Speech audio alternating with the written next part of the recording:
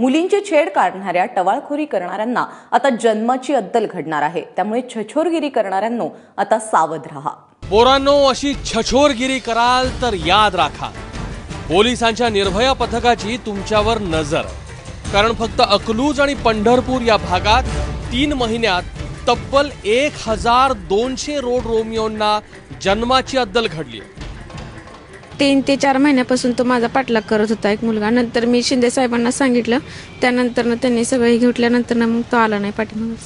आता त्रास होतो नाही की जिथून या मुलींचं येणं जाणं असतं मोठ्या प्रमाणामध्ये, आणि त्यांचा जमेल तसं शक्य तसं व्हिडिओ बनवला जातो की ज्या व्हिडिओमध्ये की त्या मुलांची काय हालचाल असते, काय करतात, आणि मोबाईलवरती म्हणा किंवा स्पाय कॅमने हे सगळं केलं जातं। मुलींच्या तक्रारी आल्या की आधी ठिकाणं निवडली जातात। पोलिसांचं खास निर्भया पथक पाळत ठेवतं आणि टवाळखोर सापडला की त्यांची रवानगी थेट पोलीस ठाण्यात असते। आम्ही मुलांचं करिअर पहिल्यांदाच उद्ध्वस्त करण्याच्या भानगडीत पडत नाहीये।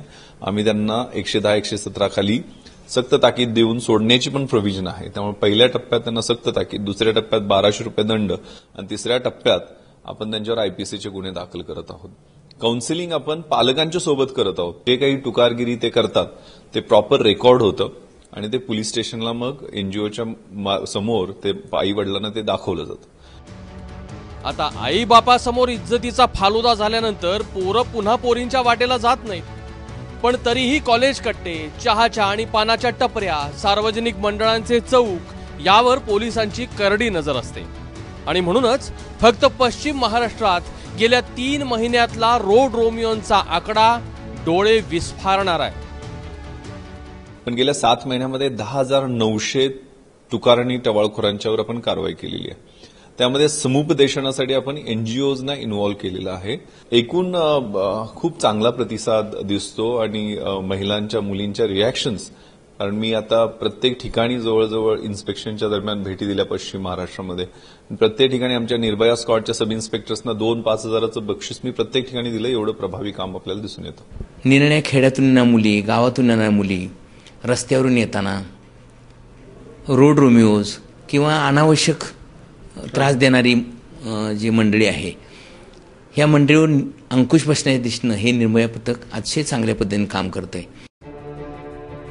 फक्त 2 तालुक्यात झालेल्या कारवाईचा आकडा इतका मोठा असेल तर अख्ख्या राज्यभरात किती रोड रोमिओ पोलिसांच्या गळाला लागले असतील।